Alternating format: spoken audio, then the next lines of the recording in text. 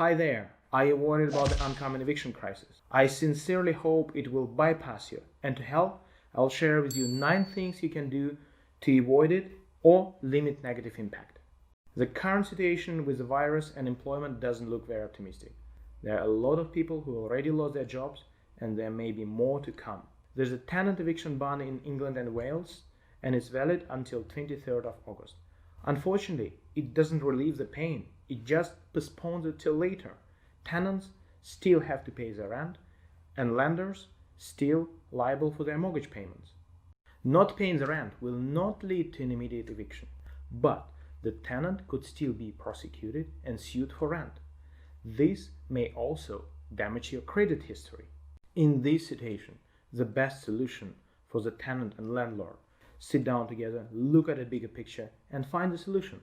On the landlord side, I'm not talking about the corporation or major business establishments. Those with 100 properties have different means to weather the storm.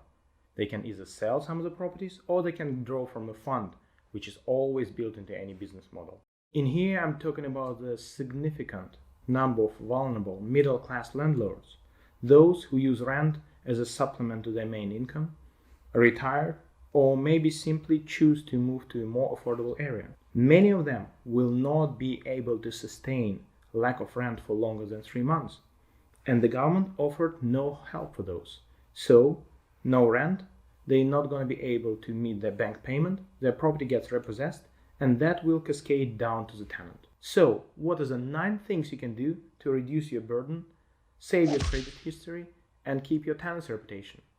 Number 1. If in trouble, reach your landlord immediately, as soon as possible, by phone, email, other means of communication. Do not hide. Landlords will quickly understand the situation and they will file for eviction. Number 2, know your rights and stand the firm grounds during the negotiation with your landlord. Below in the description you'll find some useful links which will help you to reach for advice and help.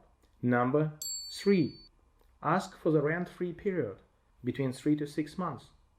If your landlord doesn't agree, ask them to repay this delay once the things go back to normal. Ask for the deferred payment. Ask to change the payments from weekly to monthly or maybe even quarterly. Ask the option to pay in arrears rather than advance. Discuss the temporary reduction in payments. In this difficult situation, landlords will be open to consider 50% reduction for the duration of 3 to 6 months, because this will not only help you, it will also help them to save money which they would ultimately spend on a change of tenant.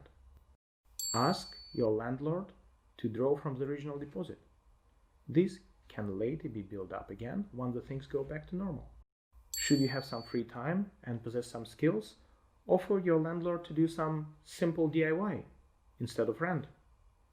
But make sure that you can actually do it and do it safely. Number 8, re-evaluate your entitlement to the government support, and please reach them should you find that more support could be provided. Below in the description you can find the entitled to benefits calculator. Number 9, consider moving with your family. This may be your parents or maybe other relatives who end up in the same difficult situation and wouldn't mind to share the burden of rent. At the end of the day, please stay positive. In few months' time, all this will be just a distant memory. So, be prepared, but stay positive. If you like it, please subscribe and let me know what else would you do should you end up in this difficult rent situation.